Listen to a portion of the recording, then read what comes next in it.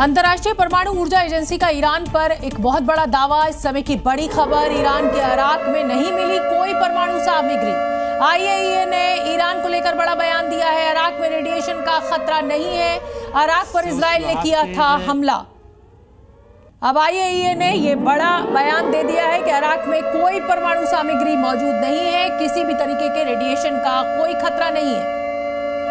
एक army man का attitude ही उसके स्टाइल और तेवर को बयां करता है, और यही तेवर किसी जंग में हार जीत का फैसला भी करते हैं। लेकिन बात जब फील्ड मार्शल मुनीर की हो तो तेवर में चापलूसी का फ्लेवर कूट कूट कर भरा हुआ दिखता है। अब तो चापलूसी के चक्कर में आसिम मुनीर ने ट्रंप से मिलने के बाद उनके लिए नोबेल पुरस्कार की मांग तक कर डाली है।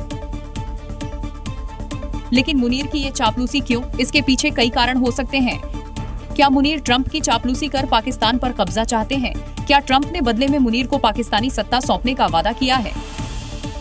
क्योंकि मुनीर की चापलूसी से तो ऐसा ही लगता है जैसे खुदा ने उन्हें सिर्फ ट्रंप की पीठ थपथपाने के लिए ही धरती पर उतारा हो।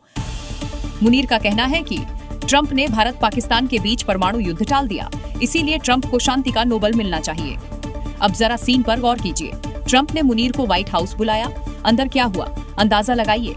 मुनीर शायद ट्रंप के हाथों में रेशमी रुमाल रख रहे थे और कह रहे थे, सर आपने हमें बचा लिया, अब तो नोबेल आपका बनता है। सवाल ये नहीं कि ट्रंप नोबेल के लायक हैं या नहीं, सवाल ये है कि मुनीर को इस चाटुकारिता की कौन सी ट्रॉफी दी जाए। ट्रंप के एक बयान ने सुलगते मिडिल ईस्ट के समीकरणों को बदल कर रख दिया है। अगर ट्रंप का ये दावा सही है तो ईरान और चीन दोनों को एक बड़ा झटका लगने वाला है, क्योंकि ट्रंप के मुताबिक पाकिस्तान ईरान को बहुत अच्छी तरह से जानता है और मुनीर ने ट्रंप से जंग में साथ देने पर सहमति जताई है। इसके बाद कई सवाल पैदा होते हैं। क्या पाकिस्तान जंग में अमेरिका के साथ सीधे ईरान के खिलाफ उतरेगा? क्या ईरान पर हमले के लिए अमेरिका पाकिस्तानी धरती का इस्तेमाल करेगा?